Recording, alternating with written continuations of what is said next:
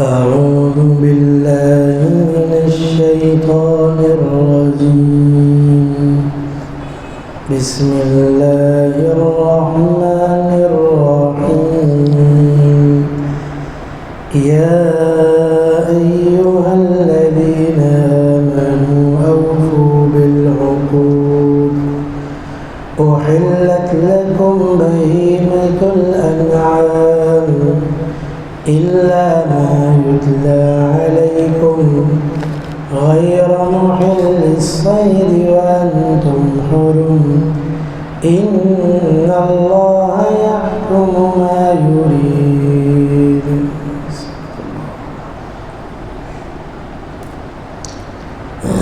یہ سورہ مائدہ کی پہلی آیت مبارکہ ہے جس کا درس گزشتہ کل سے شروع ہوا تھا، اور اس سورہ مبارکہ سے متعلق کچھ باتیں کل میں نے ابتدا میں یہ عرض کر دی تھی کہ یہ آخری نازل ہونے والی صورتوں میں سے ہے سورہ مائدہ،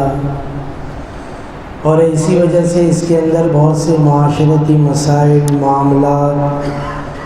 اور بہت سے فروعی احکامات اس سورہ مبارکہ کے اندر بیان ہوئے، جس کے ذیل میں حلال و حرام کا بھی مسئلہ ہے، اور حضرت عائشہ صدیقہ رضی اللہ تعالی عنہ نے فرمایا کہ اس میں جو حلال و حرام کے احکامات بیان کیے گئے ہیں وہ بڑے محکم ہیں، کیونکہ اس کے بعد نسخ کا احتمال نہیں، کیونکہ یہ آخری زمانے میں یہ سورہ مبارکہ نازل ہوئی ہے، اس لیے بہت سے ضروری احکامات اس سورہ مبارکہ کے اندر بیان ہوئے ہیں، اور کیونکہ اس سورہ مبارکہ کی یہ پہلی آیت مبارکہ ہے جس میں اللہ رب العزت ایمان والوں سے خطاب کر رہے ہیں۔ ایک بات اس میں اور یہ بھی عرض کر دوں کہ اس سورت کا نام جو سورہ مائدہ ہے، غالباً اس سورہ مبارکہ کی آیت نمبر 114 میں اس بات کا ذکر ہے کہ حضرت عیسیٰ علیہ السلام کے جو حواری تھے، جو ان کے ساتھ متعلقین تھے، ایمان والے تھے، انہوں نے یہ مطالبہ کیا تھا حضرت عیسیٰ علیہ السلام سے، ان کے سامنے یہ درخواست کی تھی کہ آپ اللہ رب العزت سے دعا کریں۔ یہ بھی گویا ایک معجزے کا ظہور تھا حضرت عیسیٰ علیہ السلام سے، اور گویا یہ ان سے کہا گیا کہ آپ اللہ رب العزت سے دعا کریں اور آسمانوں سے ایک دسترخوان اترے، اور وہ دسترخوان بھی سجا ہوا، اس پہ کھانے پینے کی چیزیں لگی ہوئی، یعنی آپ اللہ رب العزت سے دعا کریں اور اللہ رب العزت آسمانوں سے دسترخوان اتارے نیچے زمین پر، اور وہ دسترخوان سجا ہوا ہو، اس پہ کھانے پینے کی چیزیں۔ حضرت عیسیٰ علیہ السلام نے دعا فرمائی اور ایسا ہی دسترخوان آسمانوں سے نازل کر دیا اللہ رب العزت نے، کہ جس پہ کھانے پینے کی چیزیں لگی ہوئی تھی۔ اسی مناسبت سے سورت کا نام سورہ مائدہ ہے۔ مائدہ عربی زبان میں دسترخوان کو کہتے ہیں۔ بہرحال اس سورہ مبارکہ کی پہلی آیت مبارکہ میں فرمایا یا ایھا الذین آمنوا اوفوا بالعقود، اے ایمان والو اپنے معاہدوں کو پورا کیا کرو۔ اس سے متعلق بھی کچھ باتیں میں نے کل بھی عرض کر دی تھی کہ جس کے اندر آپ علیہ السلام بڑے اہتمام سے، بلکہ ہر جمعے اپنے خطبے میں یہ ارشاد فرماتے تھے، آپ علیہ السلام لا ایمان لمن لا امانت لہ ولا دین لمن لا عہد لہ، فرمایا کہ اس کا ایمان نہیں ہے،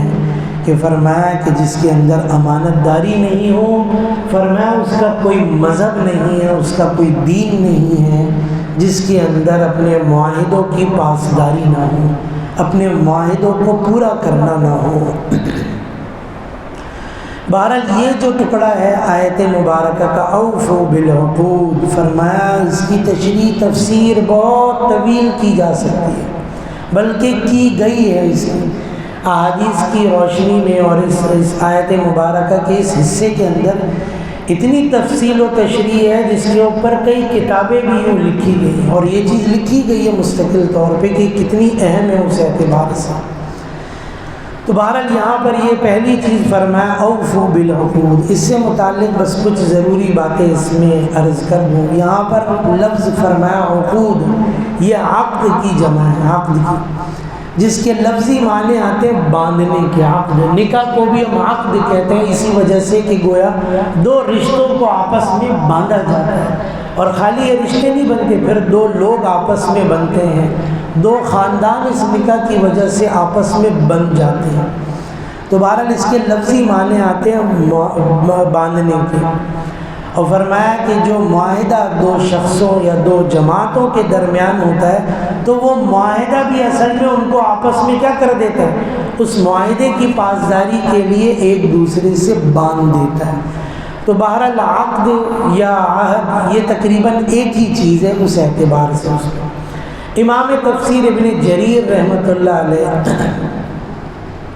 نے فرمایا کہ مفسرین صحابہ اور تابعین کا اس پر اجماع نقل کیا ہے۔ امام جساس نے فرمایا کہ عقد کہا جائے یا عہد کہا جائے، فرمایا کہ اس کا اطلاق معاملے پر ہوتا ہے جس میں دو فریق نے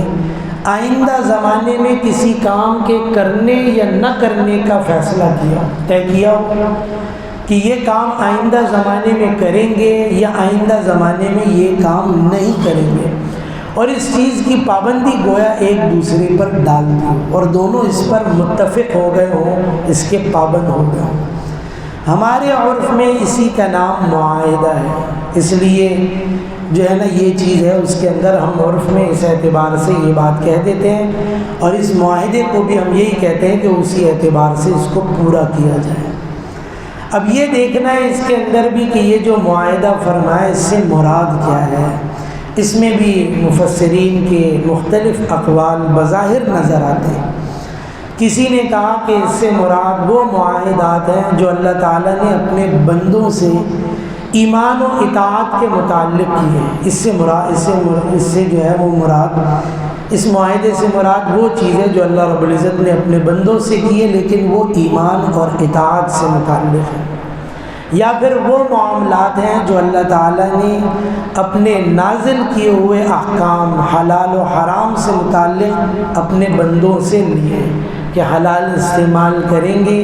حلال کھائیں گے پئیں گے، اور حرام سے اجتناب کریں گے، حرام نہیں استعمال کریں گے۔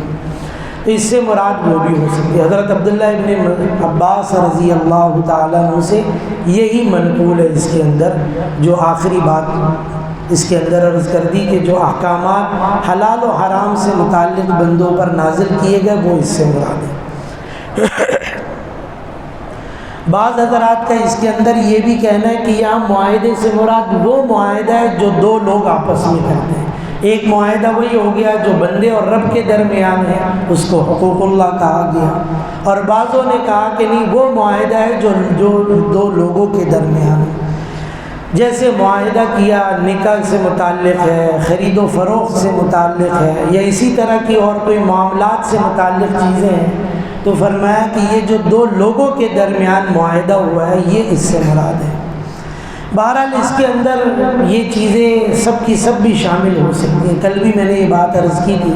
کہ اس میں حقوق اللہ بھی شامل ہے، اوفوا بالعقود میں، اور حقوق العباد بھی شامل ہے۔ آیت کے شروع میں خطاب ہی یا ایھا الذین آمنوا سے کیا ہے، یعنی ایمان کا تقاضا یہ ہے کہ آدمی اپنے معاہدوں کو، جو مومن ہوگا، جو مسلمان ہوگا، وہ یقیناً ضرور بے ضرور اپنے معاہدوں کو ہر صورت میں پورا کرے گا۔ بہرحال یہ جو چیز اس کے اندر سامنے آ گئی، امام راغب اصفہانی رحمۃ اللہ علیہ نے فرمایا کہ معاہدات کی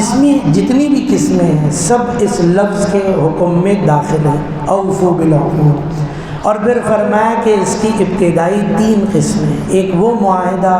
جو انسان کا رب العالمین کے ساتھ ہے، مثلا ایمان کا، طاعت کا عہد ہو، یا حلال و حرام کی پابندی کا عہد ہو۔ فرمایا دوسرے قسم کی وہ معاہدے ہیں جو انسان کا خود اپنے نفس کے ساتھ ہو، جیسے کسی چیز کی نظر اپنے اوپر کر لی، میرا فلاں کام ہو گیا تو میں روزے رکھوں گا، نماز پڑھوں گا، کوئی صدقہ خیرات کروں گا، یہ نظر مان لی ہے تو یہ اس کے نفس کا گویا اپنے نفس کے ساتھ ہی اس کا معاہدہ ہو گیا، اور اس کو چاہیے کہ وہ اس کو بھی پورا کرے۔ وہ چیز پہلے لازم نہیں تھی لیکن اب لازم ہوگی۔ اور تیسرے وہ معاہدے ہیں جو ایک انسان کا دوسرے انسان کے ساتھ ہو، اب وہ چاہے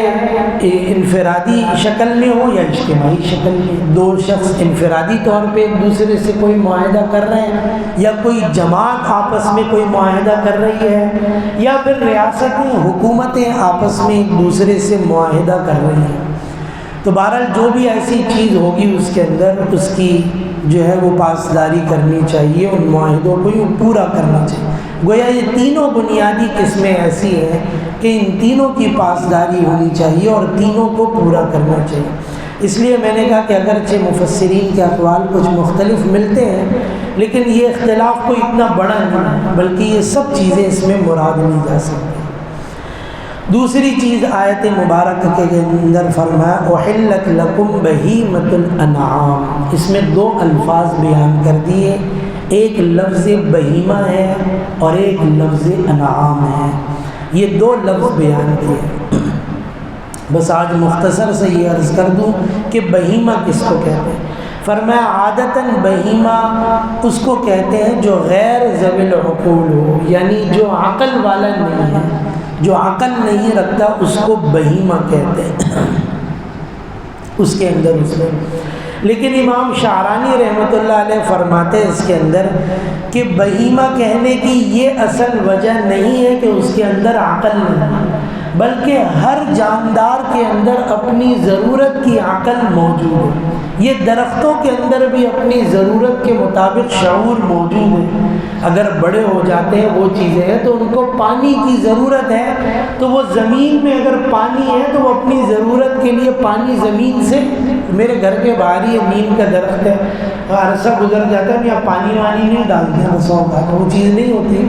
لیکن پرانا درخت ہے، جڑیں بہت اندر تک ہیں، اپنی ضرورت کے لیے وہ پانی خود ہی نیچے سے لے لیتا ہے۔ یہ اللہ نے اس کے اندر شعور رکھی ہے، وہ چیز ہے اسے۔